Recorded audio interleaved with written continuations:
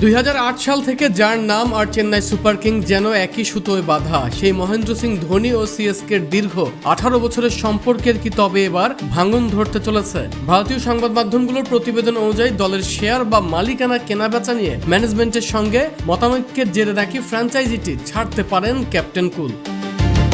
খবর বলছে 45 বছর বয়সী ধোনি সম্প্রতি সিএসকের 25% শেয়ার কেনার প্রস্তাব দিয়েছিলেন, কিন্তু সিএসকে ম্যানেজমেন্ট তাকে মাত্র 3% শেয়ার অফার করে। দর কষাকষিতে ধোনি নিজের অবস্থান থেকে কিছুটা সরে এসে প্রথমে 20% এবং পরবর্তীতে 18% শেয়ারের প্রস্তাব দেন। তবে ম্যানেজমেন্ট সর্বোচ্চ 5.5%-এর বেশি দিতে রাজি হয়নি। সম্পূর্ণ মৌখিকভাবে হওয়া এই দর কষাকষি শেষ পর্যন্ত ব্যর্থতায় রূপ নেয়। চোটের কারণে 2026 আইপিএলে মাঠে নামেননি ধোনি, এমনকি পুরো মৌসুমে ডাগ আউট বা ড্রেসিং রুমেও দেখা মেলেনি তার। ইন্ডিয়া সিমেন্টসের শেয়ার থাকা সত্ত্বেও ফ্র্যাঞ্চাইজির নিজস্ব মালিকানা নিয়ে তৈরি হওয়া এই টানাপোড়েন শেষ পর্যন্ত প্রিয় ফ্র্যাঞ্চাইজির সঙ্গে ধোনির সম্পর্কের চূড়ান্ত অবসান ঘটায় কিনা সেটাই এখন দেখার বিষয়।